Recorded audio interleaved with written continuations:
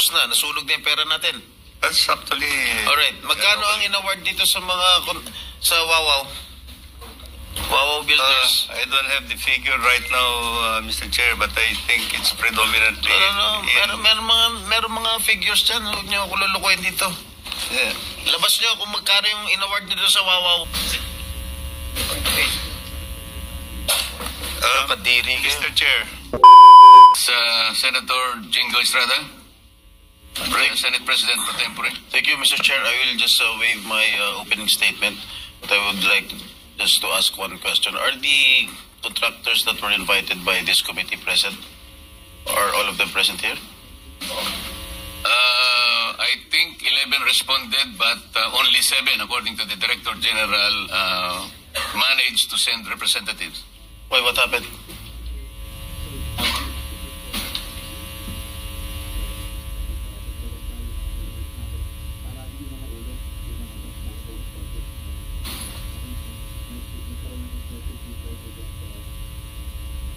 Marami yan sa kanila, Senator Jinggoy, nagkasakit lahat. Iba siguro ni nervyos. Sana So, Mr. Chair, with that, I move that we subpoena them for next hearing. ng motion si Senator Bato na... So I will just waive my opening statement so we can proceed with the questioning of these officials concerned. Mr. Chairman, just a quick intervention to the subpoena. May I recommend to our the Senate President Pro Tempore to subpoena the owners of the corporations, not merely representatives. Kasi na subukan na natin dito yan, pag representatives, wala hong isasagot ho yan.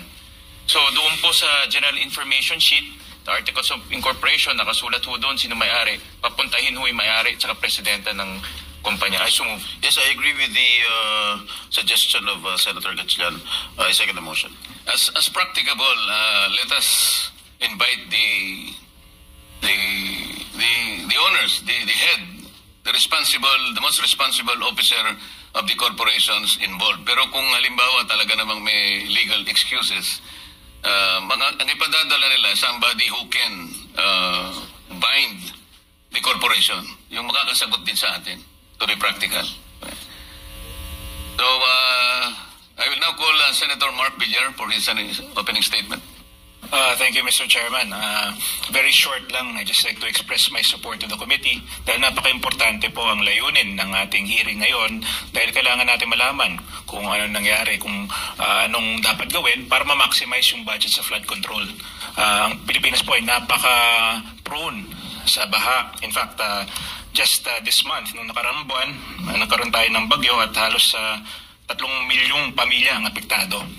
So, base po sa karanasan ko bilang Secretary ng Public Works, napaka-importante po ang master planning sa flood control. Kasi pwede mong ayusin isang section at bibilis yung daloy ng tubig, pero pagdating sa ibang section na walang flood control, maiipon yung tubig, mas lalala yung baha sa ibang areas. So, napaka-importante po na magkaroon tayo at suportahan natin ang mga master plan flood control projects. And there are master plan. I am aware, may mga master plan talaga sa DPWH. Some of them are foreign-funded master plan, some of them are each floodwater basin na may master plan. So, importante po, para sa akin, yung pondo ng taong bayan ay dapat nakatutok sa mga master plan projects ng DPWH. And of course, on the issue of yung mga substandard, of course, we have to push for more accountability sa mga projects. Dapat dagdagan pa yung mga measures natin para hindi na maulit yung mga substandard projects na nung nagkaroon ng inspection si President Marcos na may nakita siya mga substandard, yun ang kailangan natin solusyonan sa lalong madaling panahon dahil that's very unacceptable that we have substandard projects. So again, maraming salamat po Mr. Chairman, and of course I'd like to thank all those who are joining us today for this committee. Thank you, Senator Mark. I now call Senator Gatchalian. Maraming salamat, Mr. Chairman. Kami rin po sa Valenzuela, hindi rin po kami ligtas sa pagbabaha. Noong 2024, kami rin po ay nagkaroon ng halos 2,000 na mga evacuees dahil binaho kami sa Bagyong Karina. This year, another 2,000 rin po dahil binabaho kami ulit. At sa pag-ikot ho namin sa iba't ibang parte ho ng ating bansa, Katulad po sa Bulacan, sa lalawigan po ng ating majority leader, sa Kalumpit at sa Agonoy, ganun rin po ang nararanasan ho nila. Hindi lang isang beses, hindi lang dalawang beses, napakatagal ho, dekada na yung nararanasan ho nila sa baha. At kaya ho ang aking pakiusap kay Secretary Bonoan, dahil nandito ho siya, this 2026, hindi na ho pwedeng business as usual. Hindi na ho natin pwedeng ulit-ulitin yung ginagawa ho natin sa loob po na napakaraming taon na. Nakita ko ho, this 2026 budget, meron na naman 274 billion pesos for flood control. Hindi ho kami magdadalawang isip, i-zero ho to at ilagay na lang ho sa mga eskwelahan kung ang itong flood control ay magiging ampaw lang na flood control at hindi ho magiging epektibo. Dahil kung gagastos ho tayo ng 274 billion sa ampaw at hindi epektibong proyekto, ilagay na lang ho natin sa paaralan dahil yan po yung aming pinaglalaban ni Senator Bam Aquino para po makumpleto na ho natin mga pagkukulang ho natin sa ating paaralan. Sa loob po ng 5 taon, from 2022 to 2025, gumastos na po ang gobyerno ng 1.4 trillion pesos in terms of flood control projects.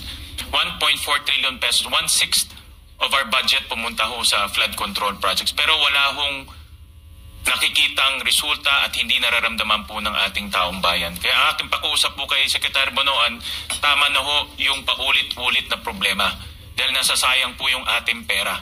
At ang tao mawawalan ng tiwala at kumpiyansa sa pagbabayad ng buwis.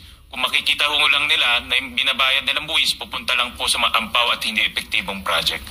So mamaya, Mr. Chairman, meron po akong mga nakitang mga problema sa pag-award nitong mga proyekto at ipapakita ko na lang ho mamaya, Mr. Chairman, sa ating pagdinig. Maraming salamat po.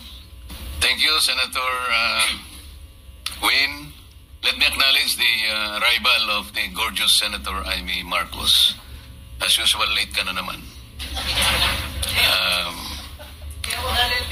I now call on Senator Bongo for his opening statement. Sir. Salamat, Mr. Chair. I fully support the objectives of this hearing. I want to commend our chairperson, Senator Rodante Marcoleta, for prioritizing this important issue before us. I agree with as Vice Chairperson of the Senate Committee on Finance and Vice Chairperson of the Senate Blue Ribbon Committee. I agree with Senator Gatchalian. Babantayan po namin itong budget for 2026 at bilang Chairman ng Committee on Health, hindi na po bago sa ating bansa ang paghagupit ng mga bagyo at hindi na rin po bago sa atin ang pagbaha. Pero Mr. Chair, I share the observations that despite billions of pesos for funding for flood control projects, flooding becomes worse. Mas lalo pang tumataas at yung mga lugar na dating hindi naman kadalasang binabaha ngayon ay binabaha na rin. Taon-taon, pataas ng pataas ang budget para sa flood control pero pataas ng pataas rin po ang pagbabaha. At yung baha dyan sa PGH, pakita lang yung picture, hindi po na-address. Sana bigyan po ito ng priority ninyo. Mas malapit naman po ito sa atin at mas nakikita nyo. Yung pondo po sa health is less than triple ang budget ng DPWH kumpara sa health. At tuwing nagbabaha po ay hindi lamang nakaka-apekto sa mga pagmamayari at kabuhayan ng ating mga kababayan, nilalagay nyo rin po sa alanganin ng buhay ng mga kababayan natin na biktima ng bagyo. I am also particularly concerned the reports of increasing number of leptospirosis cases overwhelming our hospitals. Sa kaikot ko sa mga hospital, silang binabaha. Pero yung budget ng health sa ngayon, halos triple ang budget ng DPWH kumpara sa health. 880 billion ang DPWH, 313 billion lamang po ang para sa health. Sana ilaan na lang po ang pondo na mapapakinabangan po ng taong bayan para sa health sa pagtatayo at pag-upgrade po ng mga hospitals, medical assistance at PhilHealth benefits. Mas baha nga sa mga hospital ngayon, hindi naman na-address until now. At I agree with our majority floor leader noong August 9, 2023 pa lamang ay nanawagan na tayo sa DPWH. Pakita ko lang po sa screen yung video nung hearing, no? Ito. Then, hiningi lang po natin ang accomplishment report nyo dito sa mga taong ito.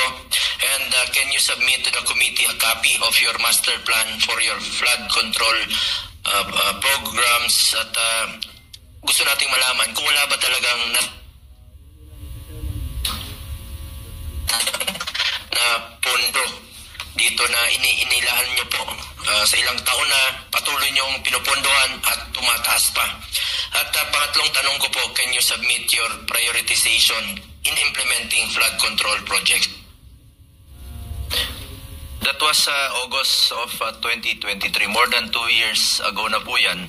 At pinaalalahanan natin kayo, dapat ilagay ang flood control sa lugar na may madalas binabaha at maproteksyonan na tao.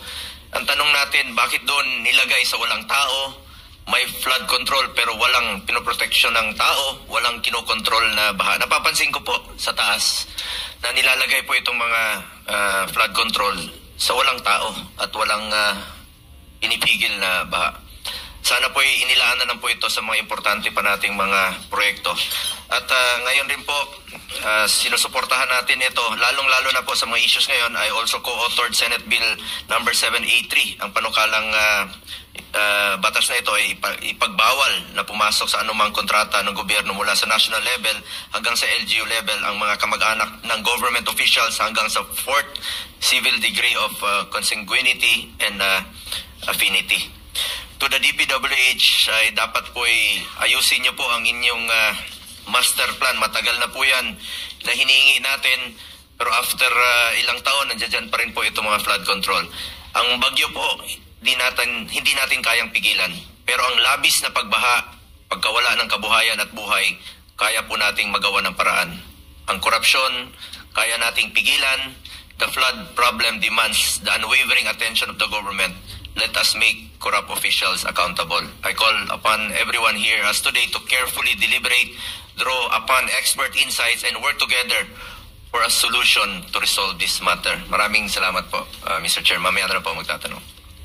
Thank you, Senator Bong. Before I call on Senator Bam, let me just make a clarification.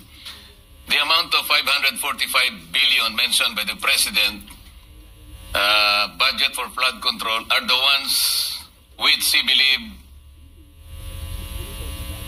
awarded to the 15 contractors which he identified last August 11. The actual budget for flood control projects between July 2022 up to May 2025 per the report submitted by the Legislative Budget Research and Monitoring Office of the Senate is 849 billion pesos. That having been clarified, I now call Senator Bam for his opening statement. Maraming salamat, Mr. Chairman. Magandang umaga sa ating lahat. Unang-una, Mr. Chairman, we support the investigation of the flood control dito po sa ating bansa. Sabi ko nga nung isang araw, hindi tayo flood control, flood out of control na po yung nangyayari. 1.4 trillion, nabanggit ni Senator Gatchalian, no? In the last 15 years, paiba-iba pa po yung numero, no? Maganda rin po siguro malaman natin dito sa ating komite kung magkano nga ba talaga yung ginagastos. Ngayon po, pataas ng pataas, 800 billion na po ang nabanggit ni Chairperson Marcoleta. Maganda pong malaman natin yan. On the first day of session, nag-file rin po tayo ng resolution number 28 to investigate flood control, but this was referred to the Committee on Public Works. So I welcome this investigation. Nung panahon po ng kasagsagan ng habagat, pumunta rin po tayo sa Macabebe, sa Pampanga, at doon po tayo nakiisa sa mga kababayan po natin doon, hanggang Tuhod, hanggang Bewang, hanggang Dibdib, no? Papunta pong Masantol, mula pong Macabebe, pataas ng pataas po yung tubig. Doon po sa kanila, ang sinasabi nila, kami po dito kailangan ng malaking pondo talaga, no? In fact, may JICA project, may Korean project po doon, at malaking proyekto po yun. At yung isang tanong ng mga opisyal po doon, sa mga lugar na talagang flood prone, parang kulang po yung naibibigay. Pero sa mga lugar naman na parang wala namang baha, bakit merong mga flood control? Yun o siguro yung isang magandang malaman po natin. Yung isa pa, yung flood control, ano po ba talagang ibig sabihin ito? Ito ba'y dredging? Ito ba'y pagbuo ng bagong infrastruktura? Ano ba talagang ibig sabihin ng flood control para malaman rin po ng taong bayan kung bakit ganyang kalaking pera ang ginagastos ng bansa po natin kahit yung resulta naman ay parang tuloy-tuloy pa rin yung pagbaha. Nais ko lang pong dagdagan yung binanggit ni Senator Gatchalian pagdating po sa classroom. No? Marami po sa amin sumuporta dun sa hearing on classrooms. Yung kakulungan po sa classroom ay di hamak maliit pa sa flood control budget ng taong ito. Yung sinasabing 50 years to do, 50 years to accomplish, or 5 years to accomplish, sa totoo lang po, mas maliit pa yon kesa sa buong flood control budget ng isang taon. No, Mr. Chairman, yung 350 billion or 500 billion na binibigay sa flood control, mas malaki pa po yun sa kailangan natin sa lahat ng classroom na kakulungan sa ating bansa. Kaya kung dito po sa ating hearing at pagkatapos po nito sa budget ay mabawasan ang mga ghost project o mabawasan yung mga flood control na hindi naman kailangan, ako po sumasang-ayon sa Chairman of Finance na ilagay na lang ito doon po sa ating classrooms na alam nating may makikinabang kaagad. Ito pong habagat, 4,000 ang classroom ayon po sa DepEd ang naapektuhan. 732 ang nawasak, 726 yung major damage, 2,600 yung minor damage. Sa lahat po ng mga classroom na yan, ang pinaka-apektado po ang ating mga kabataan. At siguro po bilang panghuling statement, gusto ko lang pong ulitin, ang lalaki ng mga perang ito. Bilyon-bilyon, trilyon-trilyon, ang lalawak, ang lalaki, pero sa kadulo-dulo ng lahat po, pag nababaha, ang pinaka-vulnerable po sa atin, ang pinaka-naapektuhan. Mga magsasaka, mga trabahador, mga workers po natin, mga estudyante, mga kabataan, mga kababayan po natin na kailangang gumising araw-araw, magtrabaho at lusong pa rin sa baha. No? Yan po yung pinaka-apektado dito po sa problema ng baha. Kaya suportado po natin ang komite at ang investigasyon pong ito para malaman natin saan ba talaga napupunta ang bilyones na nakalagay sa flood control budget. Maraming salamat, Mr. Chairman.